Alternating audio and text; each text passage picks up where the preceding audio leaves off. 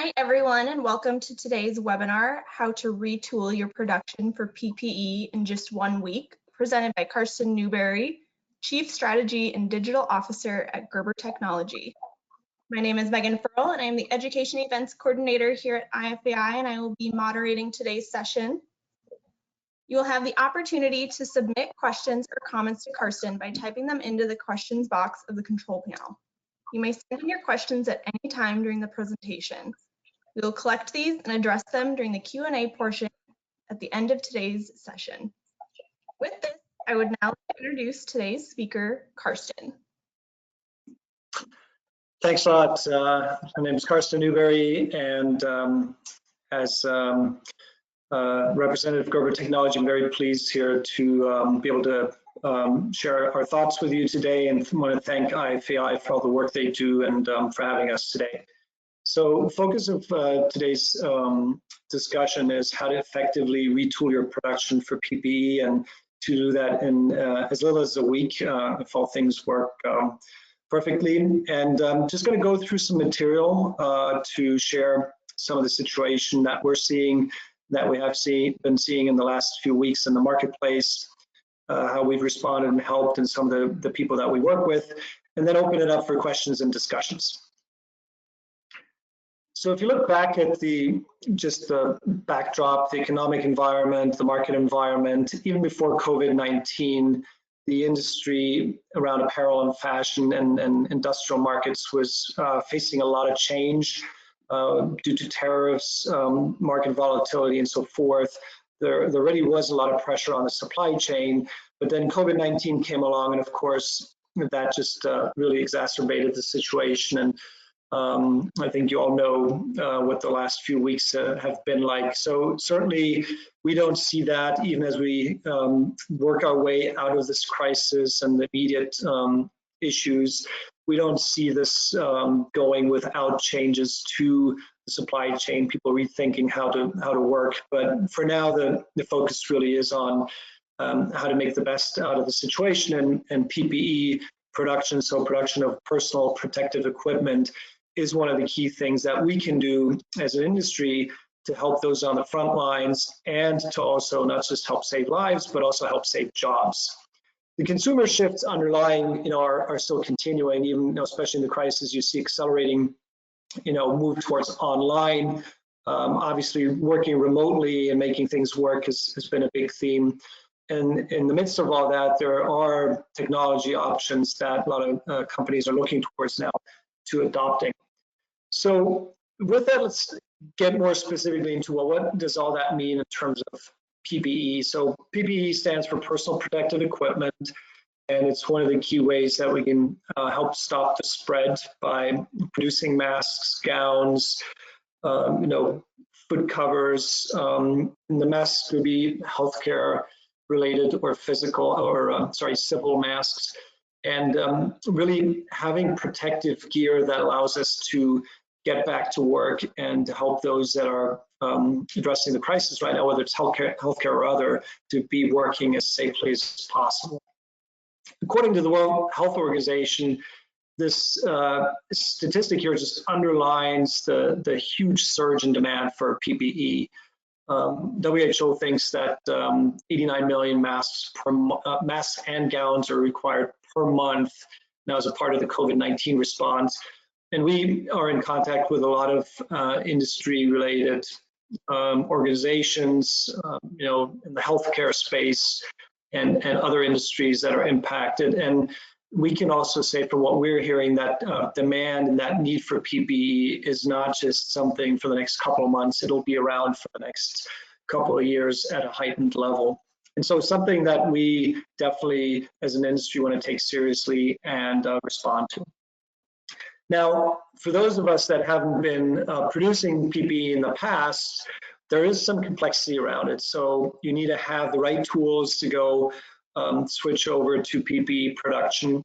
And over the last 6 weeks, we Gerber have been in touch with over 1,500 companies at this point that have expressed some interest, or we're in the process of working on PPE conversions, and we're just one of the players in the industry. There are a lot of organizations coming together to address the need, but being able to understand really the three main areas. One is raw materials, which materials to use, where to source them, how to produce the right products, what products to make. We'll get more into that in a second. And then who do you sell them to, and what are the channels to market for these products? Because this PPE supply chain has a lot of new players, it really adds to the complexity, and it helps to have partnerships, and this is what we've been focused on as well, to help you get through that safely and productively. So some of the key questions as you want to retool to PPE, I already said, first of all, of course, which products are the best to produce within my current workflow? If I'm making furniture today, or industrial textiles, or basic apparel, what am I suited to make in terms of PPE products? What additional equipment or tools might I need? What regulations do I have to adhere to? What can I safely and legally provide? Do I have access to the raw material? And how do I go through this without wasting precious raw material that is in short supply right now? So a lot of questions, and we'll give you a bit of a guide here today on how to think about those questions and find the right answers for yourselves, and to do that effectively and quickly. So we think of the retooling to PPE process in 5 main steps. So first, is the question of what to make, then to get ready for a switch over, to set all the PPE production up, test it, make sure it's working properly, get trained on some of these processes if you're not familiar with them, and this could include regulatory information, and then just keeping things running and doing so efficiently.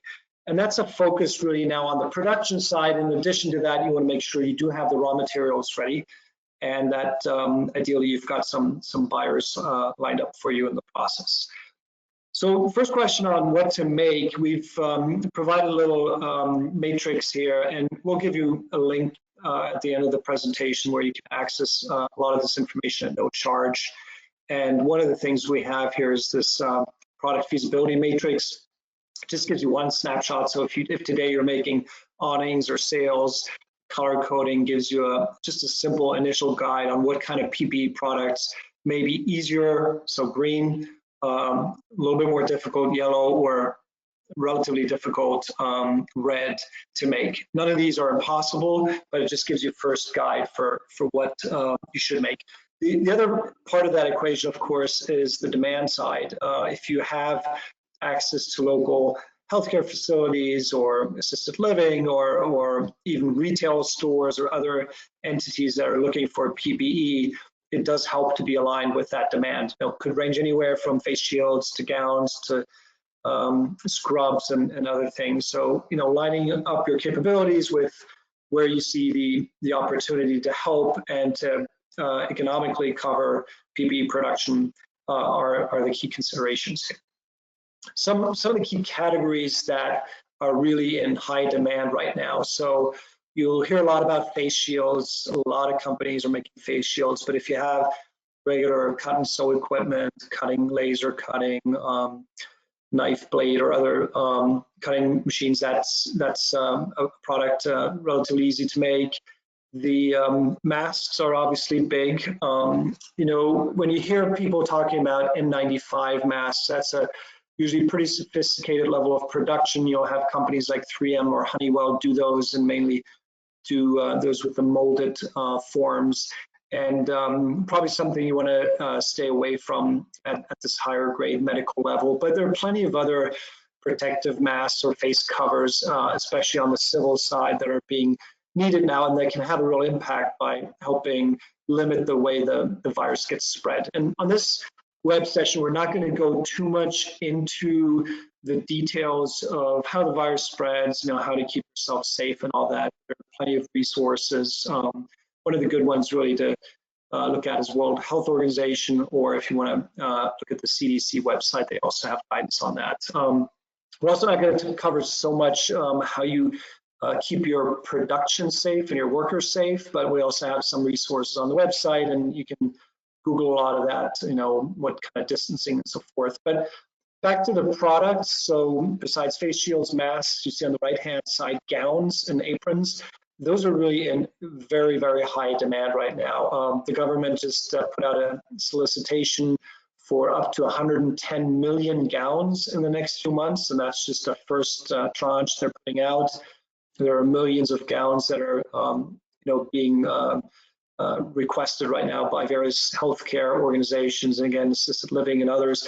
And even for things like cleaning crews going into places that need to be sanitized, they want protective gear and need to be taken care of. So even though we're coming out of the crisis, having a part of your production, at least on PPE, is very doable and gives you another way to A, help and be productive and use your capacity that you have available. These plastic barriers that you see on the bottom, we call them sneeze guards also. Those are going to play a big role in terms of retail opening up, or also if you think of the future of air travel, and there's some renderings we've seen where the separation of passengers might be done using some of those plexiglass or plastic barriers. So those are some of the key products you see out there. We also expect that just regular face shields or face covers and masks are going to be part of day-to-day life, and we've seen some of the designers actually create much more fashionable masks or face covers as well. So once you've picked a category, then there's a number of other things to think through, and I want to use a few examples here, gowns, and then I'll get to masks and face covers in a second. But say you wanted to get into gowns, again, very doable, but gowns do have, for medical use, they do have different categorizations.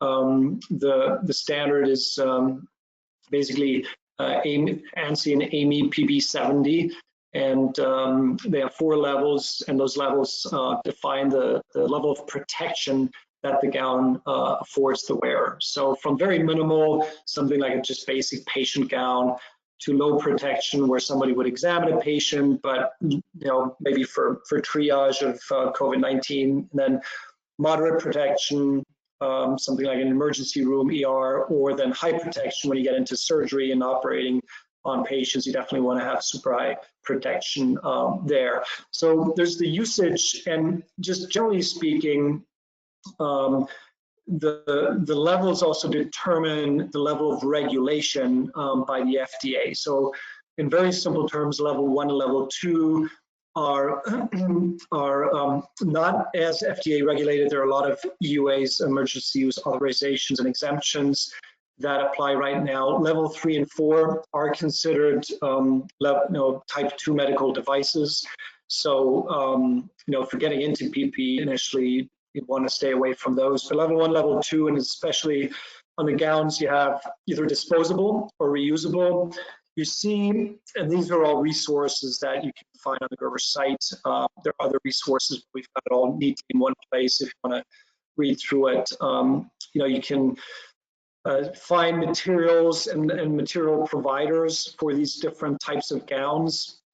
We also have contact information. This is one of the things you definitely want to do, is find out which materials you can have access to.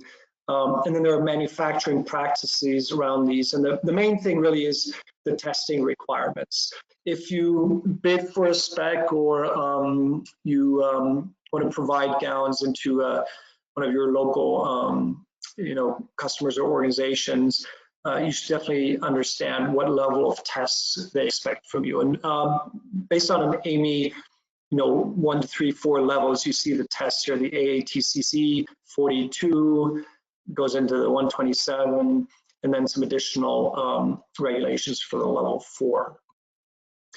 For masks, it's similar. Masks, you have the medical and the civil type masks. So let me talk about the medical first. Again, you have different levels, level 1 through 3 ASTM, and then you've got the N95s that I'm sure you've heard of. Those are typically referred to as respirators.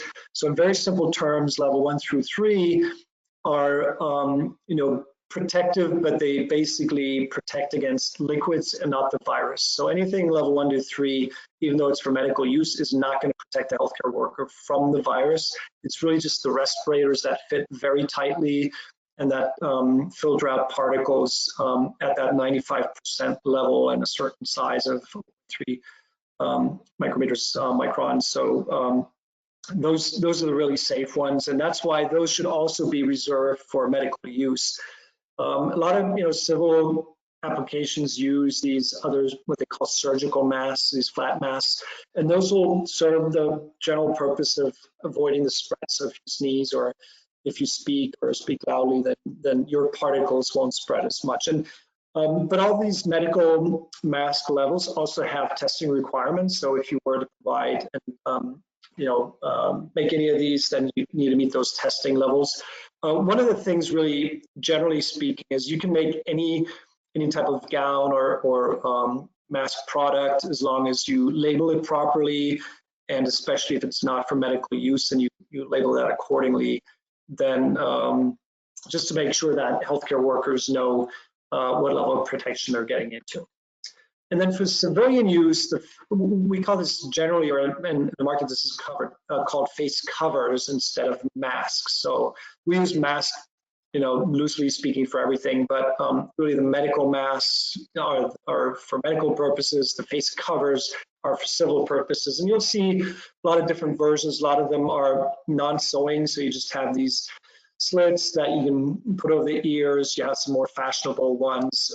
Generally speaking, thicker materials and thicker layers are safer, and some have antimicrobial properties, but in the end, anything that has an ear strap or is not really tight as a respirator will not protect you from the virus. It's gonna just help minimize the spread. But you can see a lot of examples here, and we do expect there are going to be high volumes of masks needed for that. And if you have your own teams working, you'd want to make sure that they at least have some level of mask protection. So once you've really figured out what products you want to make, you've gone through the standards, the materials, you're quite a ways along your process. There are a lot more detailed resources, and again, we'll share a link later on a web page you can access, but you'll want to understand what patterns, tech packs, and markers you want to use, assuming you have a cut and sew operation. In our resource library, you can download, and you'll see this on the right, it's a little small, but for masks, gowns, coveralls, other products, even face shields, you'll find technical specs that are available at no charge that you can download, and that'll allow you to start, assuming you have the materials, allow you to start making product pretty quickly. Additionally, what we found is that whether it's Phil Gerber or somebody else, getting some experts in-house is what really allows you to compress that time frame for your conversion. And time is money. You also don't have a lot of resources that you want to be paying without getting the return. So what we found is having some expertise brought in for specifically PPE is very, very helpful. Just allows you to accelerate the conversion process. Other resources you have available on this site I'm going to share are industry associations, government regulations, and just a lot of resources in one place for you to use. If you want to get into a more detailed view of the process, and this is where, again, we have some billable services that we provide also, but whether it's us or others, you will want to go through these steps in more detail. So it breaks out just, and we're sharing this presentation so you can look at it afterwards in more detail, but it's sharing really all the steps for these 5 phases that you want to go through. I talked about what to make. Again, some of the product selection, material selection are really important. We can help you, or again, you want to understand what kind of equipment you have available. Obviously, if you're hand cutting fabrics and sewing them by hand, they'll really limit your capacity and your output. Typical cut and sew allows you to make quite a few masks. So if you have a regular multi-buy cutter and the appropriate sewing capacity, you can make anywhere from 20 to 50,000 gowns a week, and you can make anywhere from 1 to 2 million masks a week. So quite substantial numbers if you've got that part automated. So I'm not going to go through all the details here, but you can see one of the services that we can broker that's been in pretty high demand is just FDA regulated or regulations and understanding those better. There are plenty of consultants out there. They're a little hard to get sometimes. We can help with that also. But if you're getting into any type of non-civil use where you know the masks or gowns might end up in a healthcare environment, you definitely want to get some FDA advice. And it's not, rocket science, but it's just to protect yourself. So the other thing, we've found is that, the forward-thinking companies here use this crisis and getting into PPE production also as an opportunity to really upgrade their general production automation and also design and development activities. So, for example, on the masks and the gowns, I mentioned that we're providing, and you can find other resources online, a lot of the patterns, even 3D simulations, tech packs, but leveraging this opportunity to set up your real product development, whether you have a PLM system or not, but experimenting with 3D simulation, having your teams that are maybe not fully utilized, learn some of those tools so that as you come out of the crisis and, first of all, it allows you to pretty quickly prototype anything that has to do with PPE and do that in a virtual way. Oftentimes, the buyers will want certain, different modifications. So, for example, on a gown, how they like the specific cut of the gown, but leveraging the crisis now as an opportunity to also have your team learn, go more digital, and then on the production side, just really also optimize your process. We have some tools also that we offer as part of our services, which look at ROI calculations. So based on your fabric costs, your production setup, what is it going to cost you to make the products and the gowns or the masks, and that gives you some input also on what you can sell them for and be competitive in this environment. Some of the other great partners that we've been privileged that have jumped into this PPE cause, I'll just mention a few of the ones that we also have on our website. DuPont is providing a special form of the Tyvek material. If you're interested in that, it's relatively fluid resistant, so it would qualify for a level 3 gown, for example. Not for masks, because masks do need to be breathable. But if you're interested in that fabric, we can help with that. There are other materials companies such as Burlington, A&E that are a part of Elevate or Milliken that we're working with, and some converters that can help cut material into the right roll sizes, material concepts. And we also have relationships with organizations such as IFAI that are very helpful, and as a member, you should really tap into that network to get you the connections, whether it's on the sewing side, the materials side, or other partners that can help you in the process. What we don't have on here so much is some of the buyers that, healthcare systems and others that have expressed a need for, in some cases, fairly large volumes. So it's not uncommon that we're approached by healthcare providers that are looking for a couple million gowns, right? And so in that case, we try to match make and match factories that we know are working on PPE or are capable of making PPE with those healthcare providers. So help get you connected to the order side of things. And typically the way that process works is that you would want to get a small sample. So for example, from of the Tyvek, you could cut some sample gowns, leveraging patterns that are available on the website I mentioned, and then make some prototypes that you can then share with the buyers. They'll put you through a little approval process. Obviously, there's some pricing discussions, but that can then allow you to get connected with that. Or you could just decide to stay on the civil side, make simple masks and go from there. But again, we see a lot of demand out there, and if you're looking to convert, we have access to the network to help you go do that. And so just a few of the examples there. Really, as I said, we've been approached by 1,500 companies, most of those in North America, a number of those also outside of the US and Canada, but a lot of companies have done this. You're not alone. Some of the lessons learned are just, you can really, this 1 to 5 process that I mentioned, you can do this in a week, but you can only do it if you have everything lined up and you get experts to help you. Otherwise, it might take you a little bit longer to move through those steps. The good news is if you're making PPE, it helps you stay busy now. Some companies are saying they're going to do this for the long term. Others do want to get back to the regular production, but it really gives you an opportunity to help and to keep your people employed and company in business throughout the crisis. So I mentioned this website a few times now, so it's actually fairly simple. You can just go to gerbertechnology.com/COVID-19. It'll bring up this little web form up here that you see.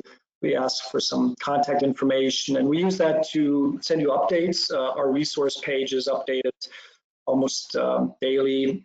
Used to be several times a day in the beginning, but we've got a lot of information up there now.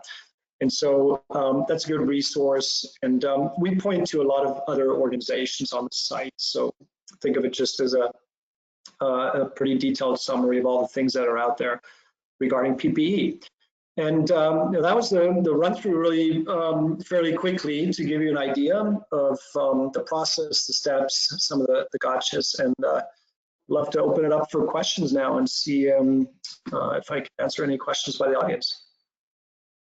Thank you, Karsten. We do have a couple questions that have come in.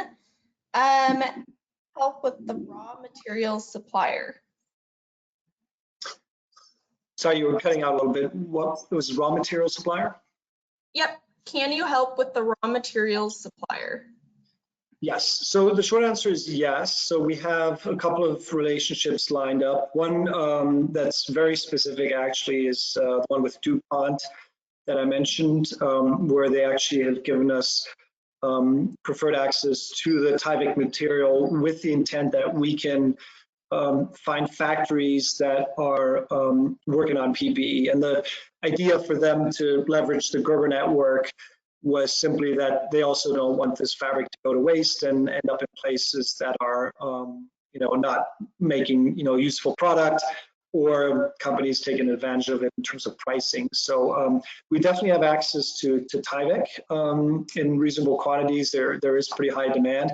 And then, as I mentioned, Elevate Textiles, Milliken, through the NCTO, we also have access to other mills. And I'm mainly talking about, US right now, but we also have sourcing partners in Asia, depending a little bit on the country. India's still been on lockdown and partially opening up, but we have some sourcing partners also that can get material from Asia. So the short answer is yes. It's not easy. And really, because of the demand, until you really place an order, you're not going to get a clear fabric commitment. Excuse me. But we can help with that. And the way to get that help is to register on that website. Just in the comment field, put in there, making PPE or ready to make PPE, looking for fabric, can you help? And then we would get back to you on that. Okay. As kind of a follow-up to that, can you help with patterns? Patterns, absolutely. So and that's maybe even the easier one, because if you go to the website again that I mentioned, and let me just pull it up again for everybody. There you go. So if you go to that website and COVID-19 again, you just put in your name, number, and then you immediately get to the resource page, and the resource page has a section with downloadable patterns. So for gowns, masks, coveralls, who covers, and there are also some videos on there that actually show you the production. That would be the quickest and easiest way. You can do that right after the webinar here, and within minutes you'll have access to the patterns. You can download them. And just to point out, we have those patterns in Gerber AccuMark format, but we also have them in DXF format, so file neutral, in case you don't have Gerber equipment or software.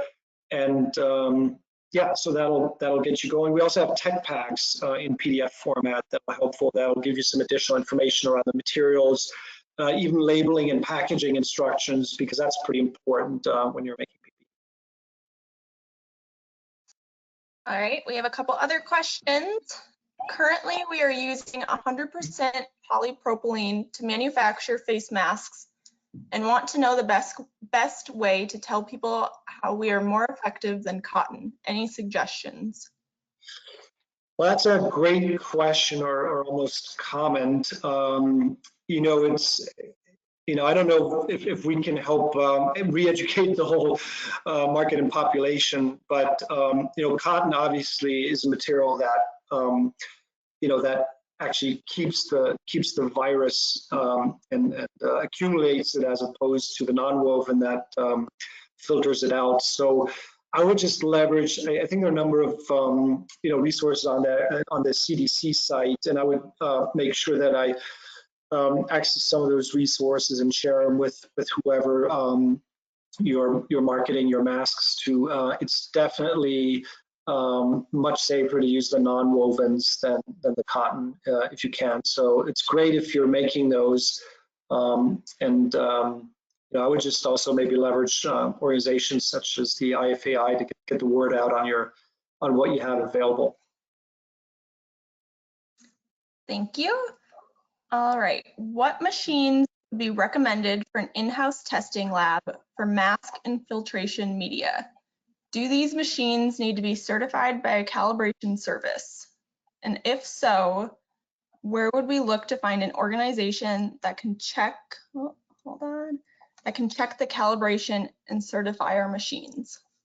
Kind of a Yeah, so give me the first part of the question. I just want to make sure I understand exactly this. So are we talking about testing equipment for raw materials such as bacterial filtration and that type of thing? Yep, so the first part of the question is, what machines would be recommended for an in-house testing lab for mask infiltration media? Yeah, for the media, okay. Yeah, so there are a number of different tests that need to be run. If you're looking to acquire your own equipment to run those tests, again, drop us a note through the registration page so we have your question. Typically when it comes to testing, we refer people to the labs, for example, Nelson Labs, Bureau Veritas. There are a number of labs on our website that have the testing equipment. But if you're looking to build your own, that's obviously interesting. We can see if we can, we have some partners that, help procure machines, whether it's, specialized machines for mask making, for the ultrasonic welding, sewing, or, and they may be the ones that also have access to testing equipment. So if you can drop us a note and register and just refer to the IFAI webinar, we'll see if we can connect you with some people. And if not, you might just, we can also give you access to some contacts that we have at Nelson Labs. I'm sure they wouldn't mind, they've got plenty of business right now. I'm sure they wouldn't mind sharing with you what kind of equipment they're using. And we'll pass over that person asking the question to you so you can get in contact with them. So, perfect, great. And what is the most effective way to get our masks tested for filtration? Right, so best ways to go to one of the labs, just as I mentioned, so Nelson Labs or Bureau Veritas. We have some more labs on our website that you can look at. Just realize that they do have a process. You can expedite requests and testing for higher fees, but they're usually a few weeks at least, from what I've seen, 3 weeks out right now. So you'd want to get those tests in as soon as you can, just in the interest of time. And a follow-up to that, what does it typically cost? Great question. I think it really depends on the type of test. I've seen some of the rate sheets, but honestly, off the top of my head, I can't recall all the details. What I saw was, the tests were a few $100 depending on the type of test, but per test. So that's my understanding, that you're talking in the hundreds and maybe, $1,000 or a couple $1,000, but you'd want to do a little bit more diligence on that, because I haven't really spent too much time on those tests myself. Perfect. PPE production is very regimented. How can we get information on regulations? Great question. So I already mentioned our resource page, and we do have access to regulations there. So we list the most relevant FDA regulations. Again, it really depends on what you want to do. So if you're doing civil use for the US, you don't have to worry too much about regulations. If you're doing civil use face covers, for example, in Europe, some of the countries like France, for example, are in the process of putting in regulations for even the civil use masks. So depending on where you are, but for the US and North America, for the civil use, there aren't too many regulations. For anything that goes into medical applications and it's going there, you're going to have to look at certainly FDA. A lot of exemptions there if you label things properly, and we have some information on our resource page there. Or if you want to be super on the safe side, we can connect you with FDA consultants. They're not Gerber. We pass those through, but we help organize them. They're typically, maybe a few days or a week out if you wanted to schedule them through us, and they have rates anywhere, starting at a couple of $100 an hour, but it also doesn't take you several hours. But just to give you a feel for if you wanted to get into FDA consultants. But I would first just go to the webpage and do a little bit of research. The only challenge really with the FDA is on their own site. It's so complex and complicated that by the time you try to understand it all, it just takes you forever. So, but we have a few resources that can make it easier, and then if not, you can book a consulting session. Thank you. Another question, as far as packaging and labeling, if we're not claiming anything regarding our masks, do we have to do anything different? So the packaging and labeling, specifically the labeling, is important. Packaging depends more on who you sell the masks to, because they'll have requirements for you, how many, and I'm assuming obviously non-sterile applications, because those would be the higher level masks. But if you just, again, it depends on whether you have civil or medical applications. For civil applications, really don't have to worry about it, but for anything that does go to healthcare, you do have, and the FDA imposes that you can distribute it, but you have to label it properly and mention that it's not intended for medical use. If somebody still wants to use it, then that's fine. That's on them. But again, we have some wording, and again, it's from the FDA, so we're not claiming to be the legal and regulatory experts here, but we've summarized a lot of this information on our site. And you do want to, I would still caution you, if there's a chance of, and that your masks are going to go into any kind of healthcare or medical setting, you're going to make sure you have the proper disclaimers on the product that you ship out. So that's important, and I would make sure that you spend a little bit of time on getting that right. All right. And what is the best way to clean and reuse N95 masks or other types of PPE masks? For other types of what masks? Just PPE. Okay, so to understand the question properly, cleaning, reusing N95 masks for then later other purposes? Is that the question? Yep, I believe so. Got it. So, I mean, I think now you're getting into a pretty tricky area because, as I mentioned, N95 masks should really be reserved to the very highly exposed healthcare settings. And so that's typically where we want them used, just because the healthcare workers are the ones that really need to have that tight protection and really aerosol protection.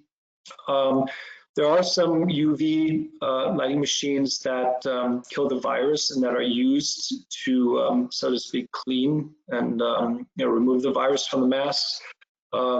In reality, I've seen a lot of I haven't seen a lot of reuse of those, just given the risks and doing that right. But the UV lighting machines, and there's one of the partners we have on our website called Henderson.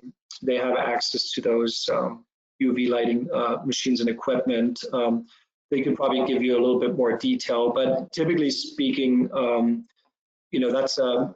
that's a bit more risky area to get into N95 if it's used in high exposure environments, and then to try to go and reuse those. Not sure exactly who's asking, if it's a healthcare provider, but again, the one area that I've seen is the UV lighting. Thank you, Karsten. And I'm not seeing any other questions. I can give it a couple seconds just to see if anyone else wants to add anything. Well, they've been great, very specific questions. So hopefully I've been helpful. And again, we have a lot of resources on the page. If you don't find something on there, you'll also get an email to the Gerber Task Force. You can send us an email with more questions. And we don't have answers for everything, but we know a lot of people and have been working with a lot of people that can help. And so we try to get to everybody that reaches out to us. Awesome. And I'm not seeing any other questions coming in. So thank you so much, Karsten. And if anyone else has questions, they can also feel free to reach out to IFAI and we'll make sure that your questions get to Karsten. Well, great. Thanks again for having us, and hope everybody stays safe, and let's all get back productively soon. And again, if you are considering getting into PPE production, it's definitely worthwhile, and there are resources out there to help you do that economically and efficiently. Awesome. And just a reminder, IFAI has a robust upcoming webinar schedule that we would love for you all to take part in. So you can check those out and register at ifai.com/events. Thank you all for attending and have a great day. Sounds great. Thank you, everybody. Goodbye.